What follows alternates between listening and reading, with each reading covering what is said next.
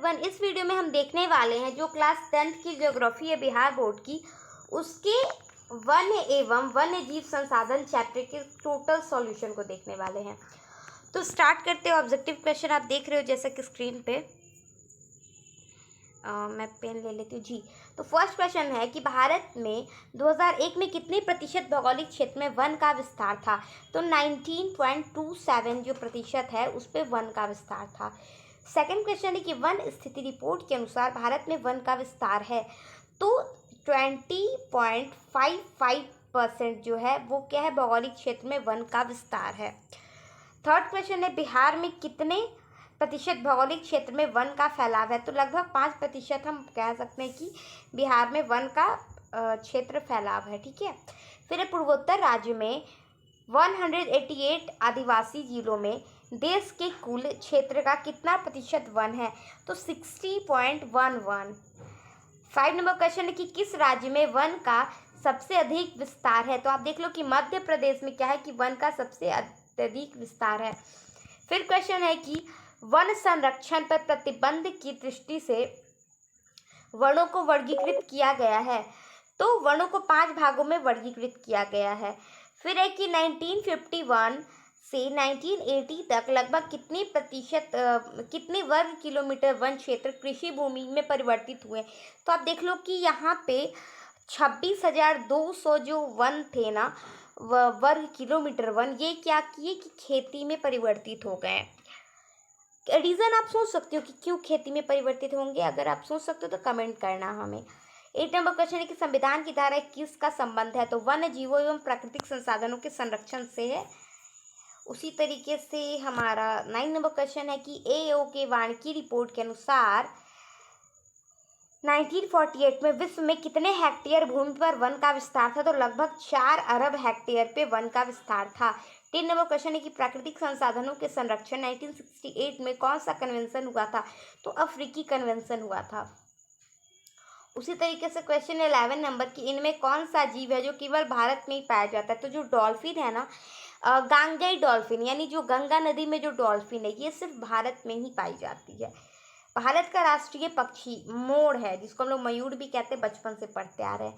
13 number question है कि mangroves का सबसे अधिक विस्तार है। तो सुंदरवन में क्या है, मैंग्रोव वन का सबसे अधिक विस्तार है। 14 नंबर क्वेश्चन है कि टैक्सोल का उपयोग होता है। तो कैंसर के इलाज में टैक्सोल का यूज होता है। लास्ट क्वेश्चन ऑब्जेक्टिव का कि चरक का संबंध किस देश से था। तो चरक का संबंध किससे था, तो भारत से था। अब लघुत्तरीय प्रश्न की बारी है। इसमें पहला क्वेश्चन है कि भारत में वन संपदा के वर्तमान स्थिति का वर्णन कीजिए। तो आप देख लो कि बिहार विभाजन के बाद वन विस्तार में बिहार राज्य की स्थिति दयनीय हो गई, क्योंकि वर्तमान बिहार में अधिकतर भूमि कृषि योग्य है। मात्र यहाँ पे आप देख लो 6,764.14 हेक्टेयर ही वन क्षेत्र बचा है, जो भौगोलिक दृष्टि से मात्र 7.1% है, जो कि बहुत कम है। बिहार के 38 जिलों में से 17 जिलों में वन क्षेत्र समाप्त हो गया। आप देख लो 38 में से 17 में वन समाप्त ही हो गए हैं। पश्चिम चंपारण, मुंगेर, बांका, जमुई, नवादा, नालंदा, गया, रोहतास, कैमूर और औरंगाबाद जिलों में वनों की स्थिति कुछ बेहतर है। आप देख लो ये पश्चिम मतलब ये उस साइड का बिहार है। वही उत्तर बिहार में आप देखोगे तो वन लगभग खत्म ही है, लगभग क्या खत्म ही है। फिर लास्ट है कि जिसका कुल क्षेत्रफल 3700 वर्ग किलोमीटर है। बाकी तो वन का नाम पर केवल झाड़ झुरमुट बच गए हैं। मतलब वन मतलब क्या होता है, जहाँ पे बड़े बड़े प्राकृतिक रूप से उगे गए हुए पेड़ हो। तो ऐसा तो है नहीं, छोटे मोटे झाड़ वाड़ टाइप के हैं, तो ये मतलब ना के ही बराबर है। सेकंड क्वेश्चन था कि वन विनाश के मुख्य कारण को लिखें। तो आप आंसर देखो यहाँ पे कि वन विकास के विनाश के मुख्य कारण निम्न है। पहला क्या है कि कृषिगत भूमि का फैलाव। अब आप देख लो कृषि अगर ज़्यादा होगी तो वो तो जंगल को काट कर ही होगी। उसके बाद बढ़ती जनसंख्या, अब जनसंख्या बढ़ेगी तो उनको खाने के लिए ज़्यादा चीज़ें चाहिए होंगी, इसलिए कृषि करना पड़ेगा। उनको रहने के लिए घर चाहिए होगा, इसलिए पेड़ काट कर वहाँ पे घर बनाया जाएगा। उनको चलने के लिए सड़क चाहिए, रेलवे चाहिए। तो इन सब के लिए क्या होता है, जंगल लास्टली कटना पड़ता है। तो बढ़ती जनसंख्या सबसे बड़ा कारण है। आप देख लो चाहे वो पॉपुलेशन हो, चाहे वो पॉल्यूशन हो, कोई मतलब चाहे वो किसी भी टाइप का पॉल्यूशन हो, है ना, वहाँ पे सबसे बड़ा रीजन पॉपुलेशन ही बनता है। मैं ये कह रही थी। फिर है कि नदी घाटी परियोजना के विकास के कारण, क्योंकि कई बार नदी घाटी बनती है तो यहाँ पे भी हम लोग वन को काटते हैं, वन जीवों का शिकार होने लगता है। पशु चारण एवं ईंधन के लिए लकड़ियों का उपयोग, मतलब क्या होता है कि पशु चारण यानी जो पशु से चरते तो उसमें क्या हो जाता है कि वन काट दिया जाता है और घास लगा दिए जाते हैं। ईंधन के लिए भी लकड़ियाँ काट ली जाती है। और बहुत सारे ऐसे आप देखो कि भारत में कई ऐसे क्षेत्र में एकल वृक्षारोपण करने से पेड़ों की दूसरी जातियां नष्ट हो गई। मतलब होता है ना, कहीं पे सिर्फ हम एक ही पेड़ रोप रहे हैं। जैसे सागवान का एकल रोपण से क्या है, दक्षिण भारत में अन्य प्राकृतिक वन बर्बाद हो गया। क्यों? क्योंकि वहाँ पे सागवान का अच्छा रेट आ रहा था, तो ये लोग सागवान की खेती करने लगे। तो अब ऐसे में क्या हो गई, गिरावट हो गई बाकी लकड़ियों में। बार बार लड़की बुला रहा है, ठीक है, लकड़ियों में। फिर क्वेश्चन है कि थर्ड नंबर, वनों के पर्यावरणीय महत्व का वर्णन कीजिए। तो वन है तो हम है, सही बात है। वन एवं वन्य प्राणी मानव जीवन का प्रमुख हमसफर है। वन पृथ्वी के लिए सुरक्षा कवच जैसा है। यह केवल एक संसाधन ही नहीं बल्कि पारिस्थितिक तंत्र का निर्माण में महत्वपूर्ण घटक है। यह जीव मंडल के सभी जीवों को संतुलित स्थिति में जीने अथवा संतुलित पारिस्थितिक तंत्र का निर्माण करने में सर्वाधिक योगदान देता है, क्योंकि यह सभी जीवों के लिए खाद्य ऊर्जा का प्रारंभिक स्रोत वनस्पति ही है। फिर है, वन्य जीवों के ह्रास में 4 प्रमुख कारकों का उल्लेख कीजिए। वन्य जीवों के ह्रास के 4 प्रमुख कारक निम्न है। पहला है वनों की कटाई। जीवों के प्राकृतिक आवास की कमी हो रही है, जिससे वन्य जीवों के सामान्य वृद्धि प्रजनन क्षमता में कमी आ गई है। प्रदूषण जनित समस्या, प्रदूषण के कारण वन्य जीव का जीवन चक्र प्रभावित होता है, जिससे उनके कई सारी प्रजातियों का जीवन विलुप्त होने के कगार पर है। सह विलुप्तता, जब एक जाति विलुप्त होती है तब उस पर आधारित दूसरी जातियां भी विलुप्त होने लगती है। उसके बाद आर्थिक लाभ है कि हम लोग कई बार क्या करते हैं ना कि वन्य जीव और उसके उत्पाद का उपयोग आर्थिक लाभ के लिए करने लगते हैं। जैसे देखिए अभी पुष्पाराज जो मूवी आया था उसमें क्या करता था पुष्पाराज, वो चंदन की लकड़ी का तस्करी करता था, मतलब उसको बेचता था।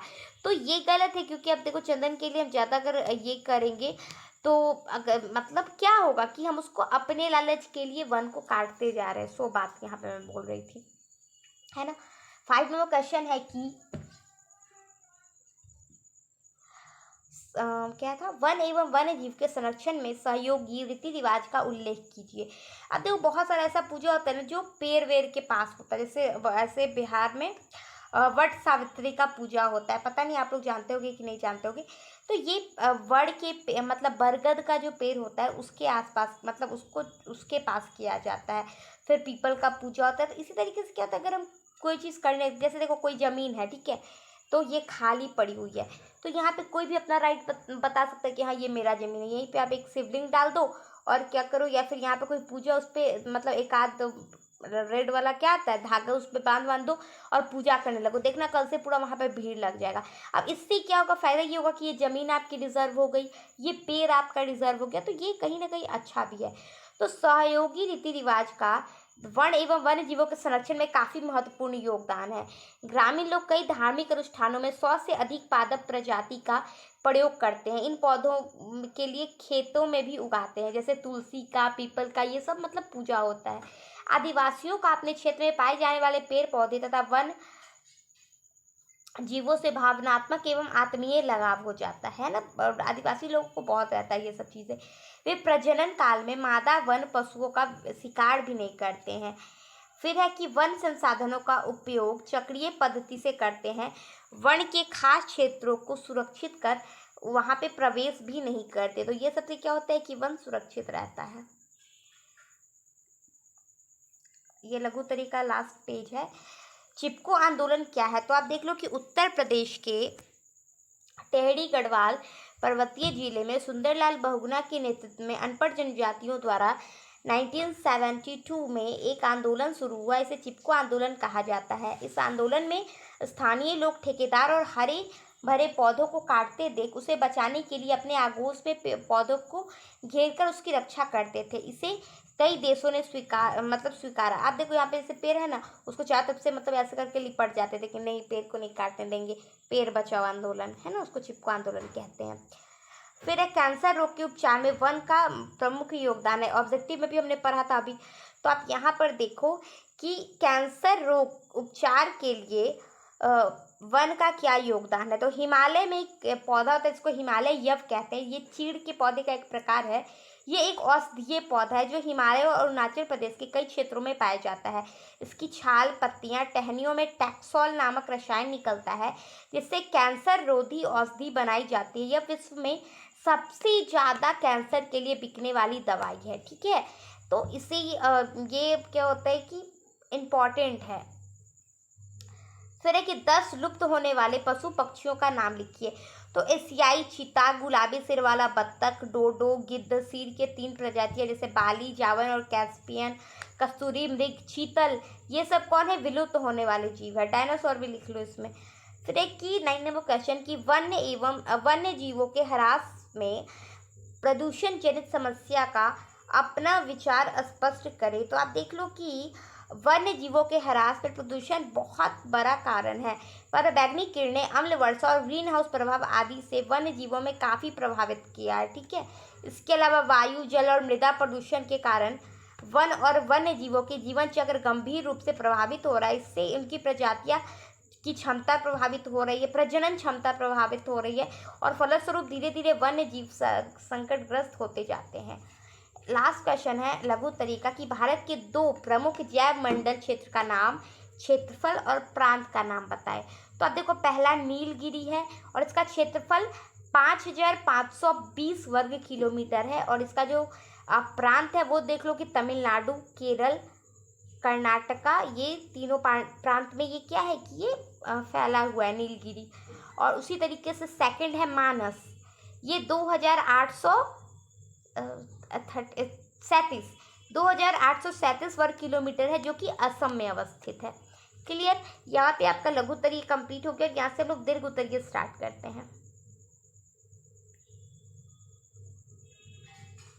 यही है ना, चलो। क्वेश्चन है कि वन एवं वन्य जीव के महत्व का विस्तार से वर्णन करें। तो वन एवं वन्य जीव हमारे धरा का अमूल्य धरोहर है।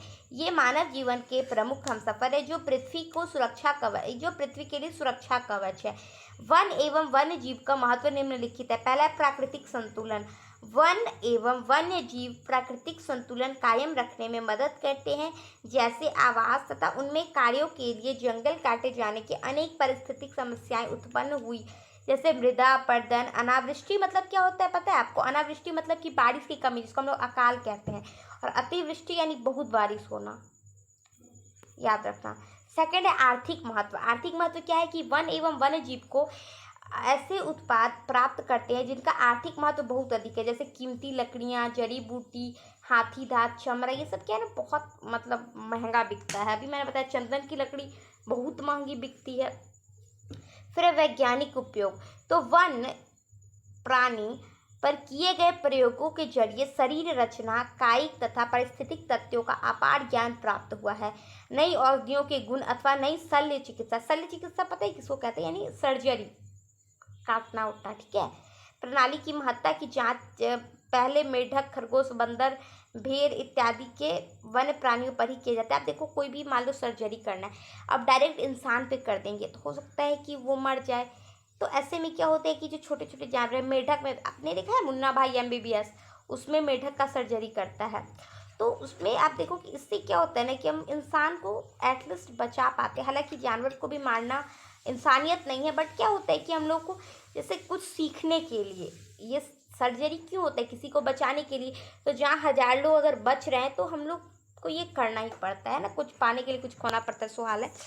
तो ये इससे क्या होता है ना कि ये मतलब यूज़ होता है यहाँ पे। सांस्कृतिक महत्व क्या है कि और धार्मिक लगाव की अनादिकाल से ही मनुष्य का वन्य जीवों से सांस्कृतिक और धार्मिक लगाव रहा है। मनुष्य पीपल, बरगद, तुलसी, आंवला इत्यादि में पूजा करता रहा है। हिंदू धर्म में मत्स्य, नरसिंह, हनुमान को देवताओं का अवतार समझा गया है। नरसिंह मतलब नर मतलब इंसान, सिंह मतलब कि जानवर, तो नरसिंह मतलब कि थोड़ा सा शेर, सिंह मतलब शेर, और थोड़ा सा मतलब ये क्या कहते हैं, मतलब विष्णु भगवान का एक अवतार है। हनुमान जी आप देख लो वानर थे। मत्स्य यानी मछली, आप देखो मत्स्य अवतार पढ़ा होगा आपने विष्णु जी का, तो ये हम लोग इसको देवता मानते हैं। उसी तरीके से बाघ, गरुड़, चूहा, बैल, ये सबको हम लोग दुर्गा, विष्णु, गणेश, शिव, ये सब का क्या मानते हैं? वाहन मानते हैं। चूहा होता है ना गणेश जी का, गरुड़, अच्छा गरुड़ किसका होता है? विष्णु जी का होता है। उसी तरीके से बाघ हो जाता है दुर्गा जी का और बैल हो जाता है शिव जी का। तो इस तरीके से क्या होता है कि ये सब सेफ होते हैं। पौराणिक कथा एवं साहित्यिक वन्य जंतुओं के विवरण से भरे हुए हैं। सेकंड क्वेश्चन है कि वृक्षों के घनत्व के आधार पर वनों का वर्गीकरण कीजिए और सभी वर्गों के वर्णन विस्तार से कीजिए। तो आप देखो कि वृक्षों के घनत्व के आधार पर वनों को 5 भागों में बांटते हैं। पहला है अत्यंत सघन वन। सघन मतलब क्या होता है ना, घना। अत्यंत सघन यानी बहुत घना। भारत में इस प्रकार के वन का विस्तार 54.6 लाख हेक्टेयर भूमि पर है, जो कुल भौगोलिक क्षेत्र का 1.66% है। असम और सिक्किम को छोड़कर समूचा पूर्वोत्तर राज्य इस वर्ग में आते हैं। अत्यंत सघन की बात कौन आता है, सघन वन आते हैं। इसके अंतर्गत 73.60 लाख हेक्टेयर भूमि आती है, जो कुल भौगोलिक क्षेत्र का 3% है। हिमालय, सिक्किम, मध्य प्रदेश, जम्मू कश्मीर, महाराष्ट्र और उत्तराखंड के पहाड़ी क्षेत्र में ऐसे वन पाए जाते हैं। फिर आते हैं खुले वन, जो क्या है 2.59 करोड़ हेक्टेयर भूमि पर इसका विस्तार है और यह कुल भौगोलिक क्षेत्र का 7.12% है। कर्नाटक, तमिलनाडु, केरल, आंध्र प्रदेश और उड़ीसा के कुछ जिलों एवं असम के 16 आदिवासी जिलों में इस प्रकार के वन का विस्तार है। और चौथा है झाड़ियाँ एवं अन्य वन। तो आप देख लो कि राजस्थान का मरुस्थलीय क्षेत्र और अर्ध शुष्क क्षेत्र यानी गुजरात, आप देख लो थोड़ा सा गुजरात का एरिया सूखा है, महाराष्ट्र का है और राजस्थान का है, तो ये उधर ही पाई जाती है झाड़ियाँ वगैरह। इसके अंतर्गत 2.459 करोड़ हेक्टेयर भूमि आती है, जो कुल भौगोलिक क्षेत्रफल का 8.66% है। एंड फाइनली आता है मैंग्रोव्स, जो विश्व के तटीय वन क्षेत्र मैंग्रोव्स का मात्र 5% है। 4500 किलोमीटर क्षेत्र ही भारत में है, जो समुद्र तटीय राज्यों में फैला है। इसमें आधा क्षेत्र पश्चिम बंगाल का सुंदरवन है। इसके बाद गुजरात और अंडमान निकोबार द्वीप समूह आते हैं। कुल मिलाकर 12 राज्यों और केंद्र शासित प्रदेशों में मैंग्रोव्स वन है, जिसके अंतर्गत कौन कौन है, आंध्र प्रदेश है, गुजरात है, कर्नाटका है, महाराष्ट्र है, उड़ीसा, तमिलनाडु और उसके बाद पश्चिम बंगाल, अंडमान निकोबार, पौंडीचेरी, केरल एवं दमन और द्वीप शामिल है। थर्ड नंबर क्वेश्चन है कि जैव विविधता क्या है, यह मानव जीवन के लिए क्यों महत्वपूर्ण है। तो जैव विविधता, विविधता मतलब होता है अंतर। तो जीवों की जो अलग अलग प्रजातियां हैं वही अंतर होता है। तो जैव विविधता से तात्पर्य है विभिन्न जीवों में पाई जाने वाली विविधता। पृथ्वी पर जीवों के करीब 1 करोड़ प्रजातियां पाई जाती है। ये हमारी धरा का अमूल्य धरोहर है। वन्य जीव सदियों से हमारे सांस्कृतिक एवं आर्थिक क्षेत्र में महत्वपूर्ण भूमिका निभाते रहे हैं। इनमें हमें भोजन, वस्त्र, रेशे, आवास बनाने की सामग्री आदि और अन्य उत्पाद क्या किया है, प्राप्त दिया है या फिर हमने प्राप्त होते हैं। पारिस्थितिक के लिए ये श्रृंगार के समान है। भारत में इन्हें सदैव आधार भाव एवं पूज्य समझा गया, ऋषियों के लिए प्रेरणा का स्रोत एवं आकर्षण का विषय रहा है। और अब देखो हमने पढ़ा था ना 5 उपयोग बता, इसमें आर्थिक उपयोग ये सब लिखा था, तो वो भी अगर आप यहाँ पे चाहो तो ऐड कर सकते हो। आपका क्वेश्चन मतलब देखो एग्जाम में ऐसा थोड़ी होता है कि ये क्वेश्चन रट के जाओगे तो यही आता है, कि एग्जाम में आपको सब मिक्स हुआ हुआ आता है।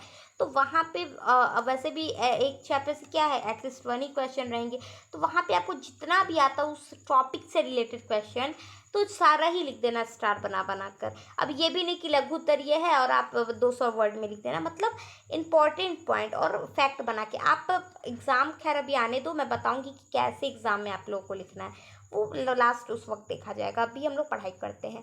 4th क्वेश्चन है कि विस्तार पूर्वक बताएं कि मानव क्रियाएं किस प्रकार प्राकृतिक वनस्पतियों और प्राणी जगत को ह्रास का कारण है। तो मानव जीव मंडल का सबसे महत्वपूर्ण सदस्य है, लेकिन कई बार इसकी गतिविधियां प्राकृतिक वनस्पति और प्राणी जगत को प्रभावित करके इसमें परिवर्तन ला देती है। मानव अपनी बुद्धि और विवेक के कारण प्रकृति के दूसरे जीवों और संसाधनों का प्रयोग कर अपने जीवन को सुखमय और आरामदायक बनाता है, किंतु जब मानव की क्रियाकलाप अनियंत्रित हो जाते हैं तो पर्यावरण के घटक जैसे वायु, जल तथा मृदा एक दूसरे जीवों को अनावश्यक परिवर्तन आ जाता है, जो वनस्पतियों और प्राणियों को प्रतिकूल प्रभाव डालता है। शाकाहारी और मांसाहारी जानवरों को अंधाधुंध शिकार कर जीवों के असंतुलन पैदा कर दिया है। बहुत से जंतु लुप्त होने लग के कगार पे, जैसे सिंह, बाघ, चीता, गेंडा, बारहसिंगा, कस्तूरी मृग, ये सब क्या है कि विलुप्त होने वाली है। गिलहरियाँ देख लो, गौरैया, ये सब उसी में आती है। मानव की निम्नलिखित क्रियाकलाप वनस्पति एवं प्राणी जगत को ह्रास का मुख्य कारण। पहला क्या है, औद्योगिकीकरण के अनियोजित वृद्धि। हम लोग क्या कर रहे हैं, इंडस्ट्रियलाइजेशन कर रहे हैं, यानी हम लोग इंडस्ट्री लगा रहे हैं बहुत ही ज़्यादा। तो ये बहुत बुरा इम्पैक्ट पड़ रहा है वनों पे। जंगली जंतुओं का शिकार कर रहे हैं, आवासीय एवं कृषि योग्य भूमि का विस्तार कर रहे हैं, हानिकारक रसायनों का अनियोजित प्रयोग करते जा रहा है। देखो हमेशा परमाणु परीक्षण होते रहता है, ठीक है। जनसंख्या में वृद्धि हो रही है, आर्थिक लाभ प्राप्त हेतु जैव विविधता का अति दोहन हो रहा है। यही सब क्या हो रहा है कि हमारी वजह से इन पर प्रभाव पड़ रहा है। And the last question of this chapter is भारतीय जैव मंडल क्षेत्र की चर्चा विस्तार से कीजिए। ये जो हम लोग का 5 क्वेश्चन नंबर है ना, ये लास्ट चैप्टर का क्वेश्चन है, मतलब इस चैप्टर का लास्ट क्वेश्चन है। तो आंसर है कि हमारा देश जैव विविधता के संदर्भ में विश्व के सर्वाधिक समृद्ध देशों में से एक है। इसकी गणना विश्व के 12 विशाल जैविक विविधता वाले देश में की जाती है। यहाँ विश्व की सारी जैव उपजातियों का 8% लगभग 16 लाख प्रजातियां पाई जाती है। इन्हीं जैव विविधता के संरक्षण हेतु यूनेस्को ने सहयोग से भारत में 14 जैव मंडल आरक्षित क्षेत्र में स्थापित किए गए हैं। आप इतना लिख लोगे तो ये क्वेश्चन आपका कंप्लीट हो जाएगा। बट अगर आप चाहते हो कि मतलब मान लो अगर ये दीर्घ में पूछते हैं ना, कई बार देखो अभी आप याद करो कि ये दीर्घ का क्वेश्चन, ये लघु का क्वेश्चन एग्जाम में थोड़ी आपको बता के बोलेगा कि दीर्घ वाला दीर्घ में, लघु वाला लघु में, कोई भी पूछेगा। तो ऐसे में अगर आप लघु में पूछेगा तब तो इतना काफ़ी है। बट अगर और बाकी तो आप अपने वर्ड से आप ऐड कर सकते हो, और नहीं तो आप ये जो 14 जैव मंडल है ना, ये आप निकाल कर गूगल से लिख लेना एक बार। तो वो क्या हो जाएगा कि आपका दीर्घ का आंसर कंप्लीट हो जाएगा। यहाँ पे हम लोग का चैप्टर कंप्लीट हो जाता है। Bye bye, take care.